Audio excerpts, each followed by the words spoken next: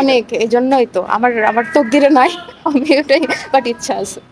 He is a superstar and I am just a like mere object in this industry, trying my best to fit in this industry. So আমি how could I ever possibly be with him?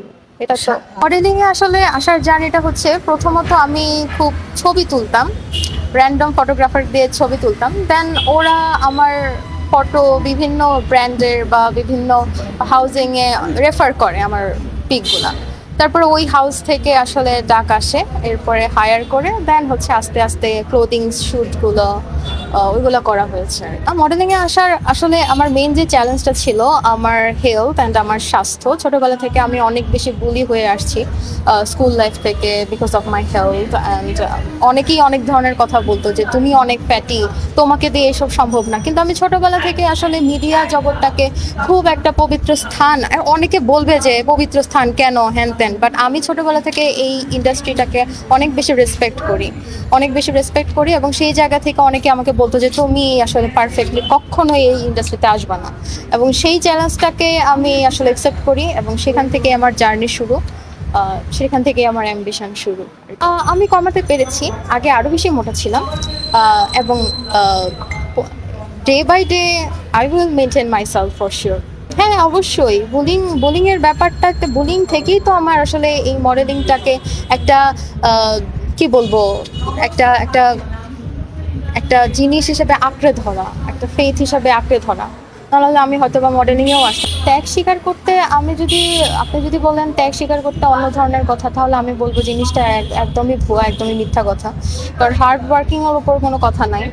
যেমন আমি যখন মডেলিংয়ে আসি তখন আমার অনেকক্ষণ ধরে আসলে নিজেকে প্রস্তুত করতে হয়। নিজেকে প্রস্তুত করার পেছনেও কিন্তু আপনার অনেক ধরনের কষ্ট করতে হয়, যে আমি আয়নাতে দেখে যাতে বলতে পারি যে না, আমি আসলে মিডিয়ার সামনে, ক্যামেরার সামনে দাঁড়ানোর জন্য প্রস্তুত, আমার সেই অ্যাবিলিটিটা আছে। ওইটা ক্রিয়েট করার পেছনেও আপনার অনেক ধরনের হার্ড ওয়ার্কিং করতে হবে। সো এটা অবশ্যই রাতারাতির ব্যাপার না, এটা অনেক ধরনের তপস্যার ব্যাপার এবং লেগে থাকতে হয় কনফিডেন্সের সাথে। আমার জার্নিটা খুব শর্ট, আমি 2023 থেকেই আছি, গত বছর থেকে। Definitely not true. এখন মিডিয়াতে আসতে গেলে টাকা পয়সা খরচ বলতে নিজের যাবতীয় কিছু কেনার জন্য হলেও যে খরচটা লাগে, সেটা হয়তো বা কেউ বিয়ার করতে পারে না। দ্যাটস ওয়াই হয়তো বা সুগার ডেডি নেয় বা কি করে আমি জানি না, সুগার ডেডির বিষয়ে আমি তেমন জানি না। আর আমি যাদের সাথে চলেছি তারা অবশ্যই এই ধরনের না, তাদের মুখ থেকে আমি কোনোদিন সুগার ডেডির শব্দও শুনিনি, তাদের সাথে কখনো কথাও বলতে শুনি নাই কোনো বৃদ্ধ লোকের সাথে। তো আমার দেখা মতো sugar daddy is not necessary for coming in this industry. টিজারটা দেখেছি, বাট আমার ফ্রেন্ডদের সাথে সিনেপ্লেক্সে যাওয়ার ইচ্ছা। আমাদের একটা প্ল্যান হচ্ছে, যেহেতু আমাদের ফাইনাল শেষ, সো সুন আমরা যাব।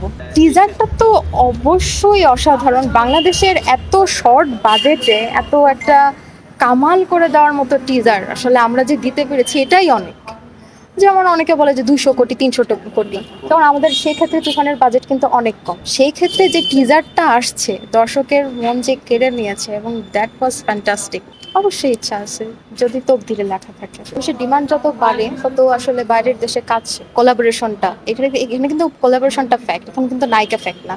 আমি বাইরের একটা দেশের সাথে কোলাবোরেশন করলাম এবং সেই দেশের সাথে সেই দেশের মানুষরাও দেখলো এবং সেই দেশ থেকে আরো 10টা কন্টিনেন্টে এই মুভিটা আরো বেশি প্রচারণা এটা কিন্তু কোলাবোরেশনের ফ্যাক্ট, এটা কিন্তু নায়িকা ফ্যাক্ট না।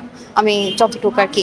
আমি নাজিয়া নওশিন, আমি ব্র্যাক ইউনিভার্সিটির একজন স্টুডেন্ট, পাশাপাশি মডেলিংয়ে আছি, প্লাস থিয়েটার করা হচ্ছে।